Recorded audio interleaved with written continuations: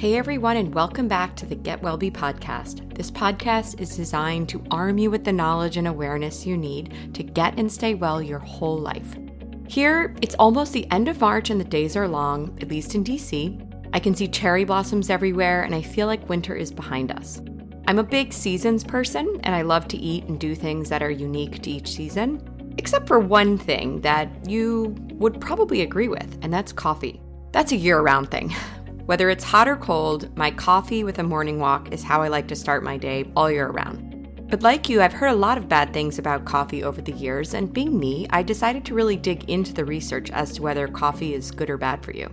And my conclusion is, and yes, I'm giving it to you right up front in the episode, it depends on a few things. It depends on type, quantity, when you consume it in the day, your genetics, what you put in it, what you brew it in, and what you drink it in.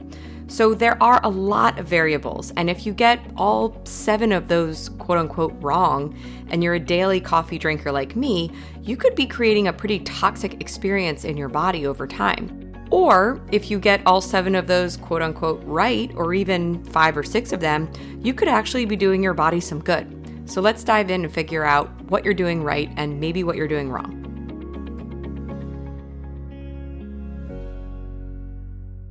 Before I get into the specifics of different kinds of coffee, I have to acknowledge something up front. Coffee is a drug.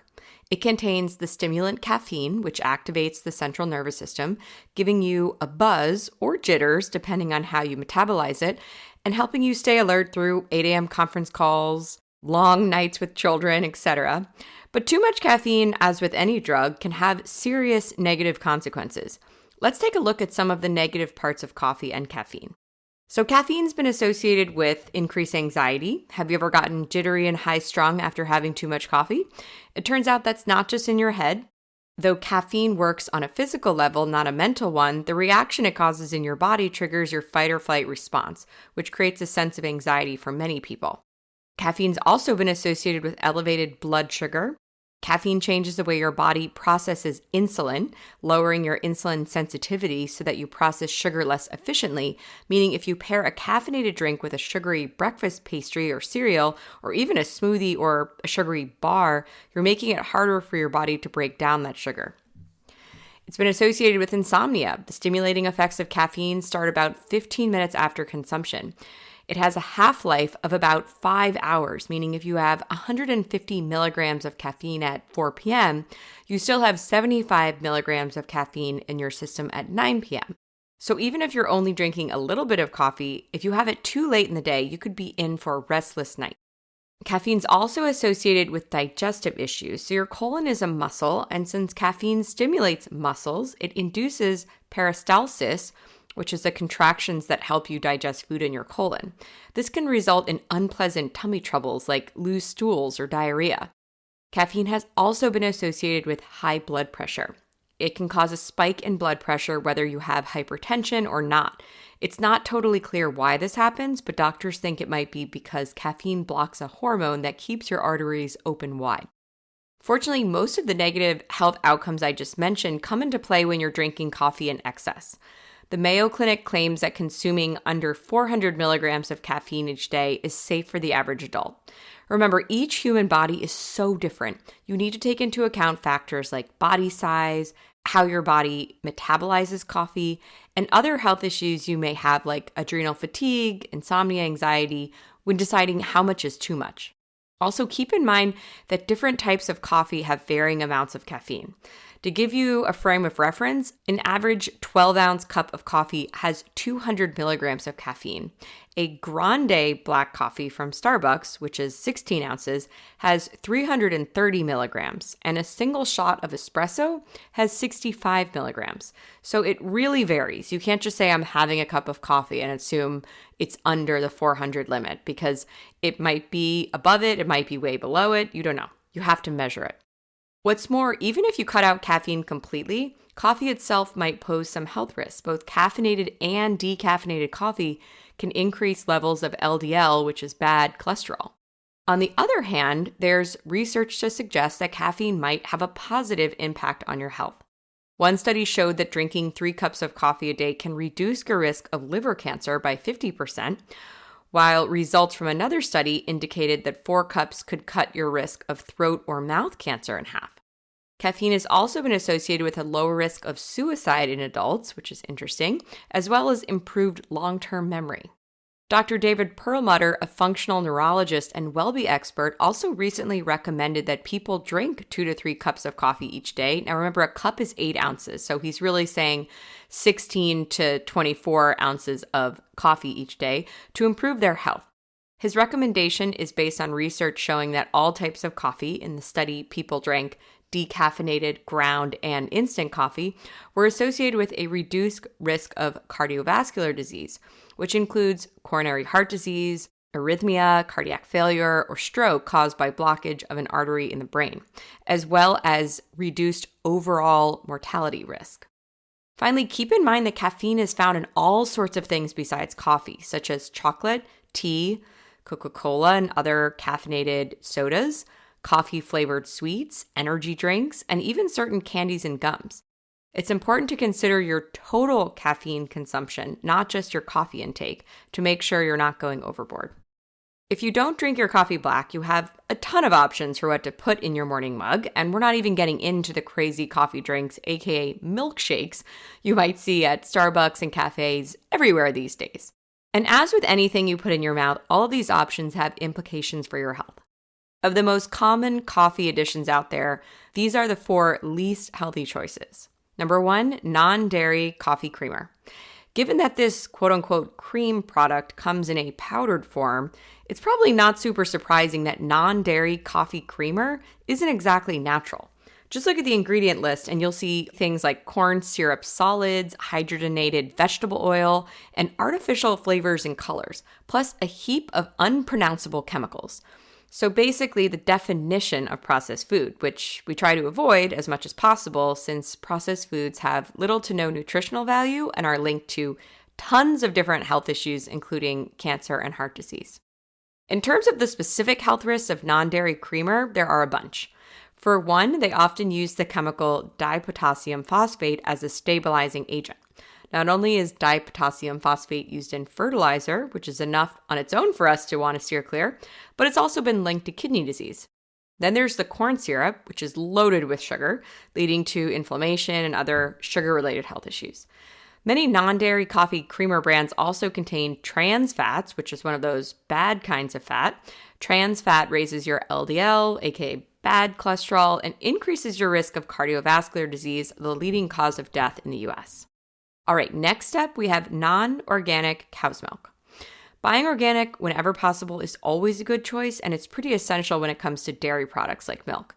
That's because the production of non-organic dairy involves feeding and injecting cows with antibiotics, which carry a ton of negative health consequences from screwed up gut health to antibiotic resistance. Non-organic dairy farming also involves using chemical pesticides, which means that cows eat grass containing pesticide residue. The harmful toxins from those pesticides, in turn, make their way into the milk they produce. While you may always buy organic milk when you go to the grocery store, keep in mind that the pitchers of milk and cream you see at coffee shops are almost definitely not organic. If you get your coffee from cafes frequently, your consumption of non-organic milk can really add up. Next up, we have flavored syrups. Vanilla, hazelnut, or pumpkin spice may sound tempting, but these flavored syrups come with consequences. First of all, they fill you up with sugar. 4 pumps of the Torani brand, which is used at Starbucks, has around 19 grams of sugar. That's as much as a cookies and cream Pop-Tart. They also contain artificial colors and food dyes, which have been linked to many health risks, including cancer, allergies, and hyperactivity in children. You can read or watch our interview with integrative pediatrician Dr. Joel Warsh to hear him discuss the evidence-backed connection between food dye and ADHD in children. Next up, we have artificial sweeteners. We'll be right back with everything you need to know about zero-calorie or artificial sweeteners after this quick message. I don't know about you, but I never listen to the end of a podcast, so I'm hopping in here to let you know that the best way to stay empowered and on top of your health is to be in the WellBe community. So head to getwellbe.com/subscribe to make sure you're in like Flynn. On getwellbe.com, you'll learn about our online programs to help you go deeper and make life-altering changes to your health. and our awesome non-toxic product database, as well as my private client work in holistic patient advocacy. If you're more of a social media person, let's be friends on Instagram. Find me at getwellbe. Okay, now back to the lowdown on zero-calorie and artificial sweeteners. These might seem like the healthier option, but they really just replace one unhealthy thing for another. There's a whole WellBe guide on artificial sweeteners that you can read on getwellbe.com, but I'll summarize it here. They mess with your gut microbiome, increase your risk of metabolic syndrome and type 2 diabetes, and counterintuitively, they actually cause weight gain. Plus, some studies suggest they might be pretty addictive. So given the health repercussions of non-dairy creamer and other common coffee additives, do you have to drink your coffee black for the rest of your life? No. Thankfully, there are some alternatives that actually do good things for your body rather than the opposite. First up, let's address the milk and cream part of the question. If you love putting milk in your coffee or cream, then the solution is fairly simple. Just choose organic milk. If you don't have a dairy intolerance or sensitivity, that is. Putting organic milk in your coffee should be okay for your health. Plus, it gives you a little boost of calcium and protein. If your local coffee shop doesn't offer organic milk, and it likely doesn't, just bring a little thermos of your own and put a few ounces of milk in it and have them pour the coffee right in. It's much better for the environment as well. But if you're not into dairy milk, don't worry. There are a lot of other healthy coffee creamer alternatives. In fact, the options for non-dairy creaminess have exploded in the past few years. Choose among coconut, hemp, cashew, oat, or almond milk, and we're guessing there's already some kind of non-dairy milk that we don't even know about yet, rather than the weird powder of non-dairy coffee creamer. Just make sure when you choose a non-dairy milk, you're going organic, since even non-dairy milks can contain GMOs, carrageenan fillers, and pesticides, and read the ingredients list most of all. Ideally, you're looking for a very short ingredient list, something like, for example, cashew milk, right? Cashews, filtered water, sea salt, and cinnamon would be a great ingredients list and technically all you need. But the problem with products on the shelf is they go bad too quickly. So they have to add all kinds of other stabilizers and preservatives to make sure that they don't. So making your own non-dairy milks is really the best way to go, whether it's cashew milk, almond milk, oat milk, anything like that. But if you are going to buy one, look at the ingredients list, make sure it's short and that you understand everything, and then go for it. And ideally, it's organic. Now on to flavored syrups. We get it. Sweet things taste good. That's why everyone's addicted to sugar. Unfortunately, adding straight sugar or a sugar-filled syrup to your morning coffee is pretty terrible for you. But just as there are healthy coffee creamer alternatives, there are healthy alternatives to flavored syrups and artificial sweeteners. In our opinion, one of the best ways you can sweeten your coffee is actually cinnamon. It might sound odd, but it's a great way to add flavor without actually adding sugar or other weird stuff. Plus, cinnamon can help control blood sugar spikes and it's anti-inflammatory. Remember to buy it organic since spices are sprayed with pesticides as well. And then another great sugar-free option is unsweetened cacao powder, which also contains antioxidants and can lower your blood pressure, among other health benefits. If you want something more traditionally sweet, you have options here as well. Though they have calories and are straight sugar, more natural sweeteners like honey or maple syrup are better choices than an artificial sweetener or table sugar, especially Manuka honey for its anti-inflammatory and antioxidant properties. But in general, we try to add no sweeteners, even natural ones, since we know sugar is a major contributor to chronic disease. That's why cinnamon is the sweetener that I recommend, and it's actually a spice.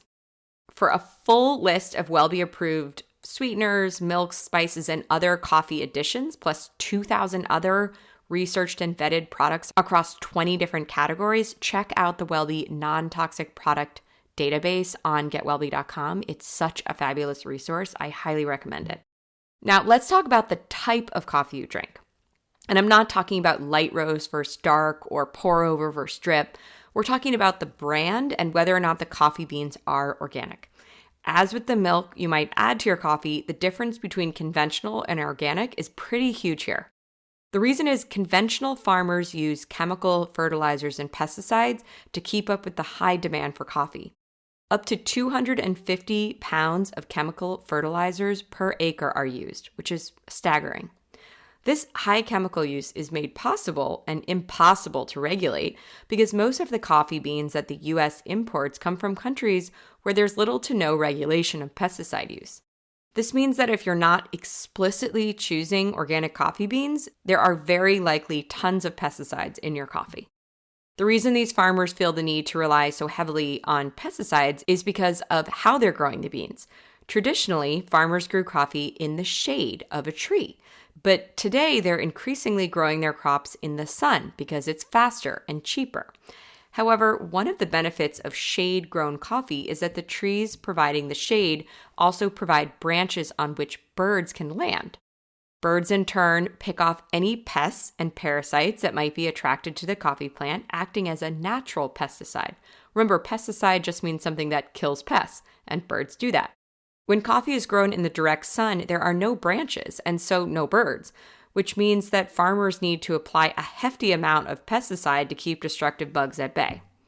What's more, coffee beans grown in the shade are naturally fertilized by the leaves that fall off the trees and enter the soil. Absent those leaves, farmers need to add chemical fertilizers. Both of these factors mean that coffee grown in the sun, which accounts for most of the conventional coffee out there, is laden with chemicals. Why should you care about pesticides in your coffee? Well, for one, exposure to them has been linked to a ton of health issues, including Alzheimer's, autism, birth defects, cancer, diabetes, food allergies, infertility, memory loss, obesity, Parkinson's, the list goes on and on. Fortunately, you can avoid all of these potential health risks simply by seeking out organic coffee beans and looking for shade grown on the label. And while conventional coffee might still be cheaper and more ubiquitous, it's becoming increasingly easier to find organic coffee beans both at coffee shops and on grocery store shelves. Some of our favorite shade-grown organic coffee brands are Birds and Beans and Kicking Horse Coffee. On the coffee shop side of things, unfortunately, you're not going to find much organic coffee. However, if you happen to frequent Pret a Manger, which is a chain of coffee shops in the US and the UK and other places, they carry organic coffee. Also note that if you drink decaf coffee, it's especially important that you choose organic because there are two ways of decaffeinating coffee, water-based and solvent-based. The latter uses a chemical called methylene chloride, which is an active ingredient in paint thinner and a known carcinogen, aka causes cancer. This chemical was found in numerous decaf brands. Thankfully, you can rest assured that organic decaf coffee beans use the water-based decaffeination process, so you're safe. Lastly, let's talk about what you brew and drink your coffee in. So those super convenient K-cups or Keurigs, I hate to break it to you, they're pretty destructive for your health and the environment. Though the plastic is BPA-free, it's soft plastic, so it can be very harmful when heated, releasing endocrine-disrupting chemicals that throw your hormones out of whack. On the ew front, you should also consider that single-serve plastic coffee makers often harbor bacteria like E. coli. Keep yourself safe by brewing your coffee in a glass or stainless steel coffee maker like a Chemex or a French press. Then there are those ubiquitous to-go cups you get at the coffee shop. While very convenient, they're usually made from polystyrene, which has been found to release estrogen-like chemicals in your body. Avoid any hormone disruption and do the environment a solid by bringing your own stainless steel or ceramic cup or to-go thermos. So I know that's a lot, but let's create a quick checklist to help you make these small adjustments to a routine that you may do 365 days a year for years or decades or a lifetime. So you do the math. If you're scoring low on the checklist, and I'll go over it with you again in a second, you could do a lot of damage to your health over time, given how routine coffee is for most people and how many years they might live. All right, so first up, type. Try to have organic coffee. Even better, try to have shade-grown organic coffee. 2, quantity. Try to understand by measuring how much caffeine is in each ounce of coffee that you drink and how many ounces you're drinking a day from the packaging or from looking it up if you go to a particular coffee shop. And then understand the appropriate limit for your weight and sex and who you are. Number 3, when you're drinking it. Given the half-life of caffeine can seriously disrupt your sleep, which can lead to all kinds of health issues, don't drink it too late in the day. As an average, it's best to really only consume it in the morning or before lunchtime at the latest. Number 4, Know that your genetics play a role. 23andMe told me that I don't process or metabolize caffeine as well as the average person. So yes, there's the average of, I think, 400 milligrams a day or less being technically safe, but I drink way less than the average woman my size as a rule because I understand that my genetics play a role. So find out if you can whether or not you are genetically able to process less or more than the average person, and then adjust your intake accordingly. Number 5, what you put in it. So now we're talking about the sweeteners, the milk, whether that's dairy or non-dairy. All of it has a huge impact on whether coffee is good or bad for you. Ideally, take it black with no sweeteners or milk. But if you can't do that, at the very least, no sweetener, and opt for clean and organic non-dairy or dairy milks. Number 6, what you brew it in. This is talking about whether the brew machine has plastic on the inside or is just stainless steel or glass. Try to go for only stainless steel or glass. Number 7, what you drink it in. A treated cardboard disposable cup from a coffee shop, while convenient, contains chemicals. Otherwise, the cardboard would fall apart with the hot liquid, right? It has to. So opt for a metal or ceramic mug or thermos. And number 8, last but not least, how does coffee make you feel? Crazy, jittery, anxious, on the edge? Maybe this is not the morning drug for you. Not everyone can handle or metabolize alcohol, so some people just can't touch it. Others can handle a glass of wine a night for a lifetime. It'd be fine. We are all different, so know your body.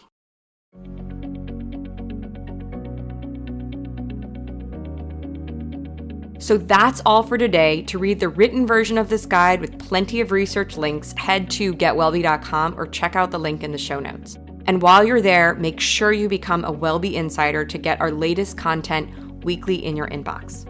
If you haven't already and found this episode helpful or interesting, subscribe to the podcast. This way you'll never miss a new episode and they'll be delivered to you whenever we publish a new one. And please share this episode with family or friends who you think might find it valuable and informative. It means a lot and helps more people find the podcast. And if you love the Wellbe podcast, please leave a quick review. If you already have, then thank you so much. I really appreciate it. This is your host, Adrienne Nolan-Smith, and thanks again for listening to the Get Wellbe podcast.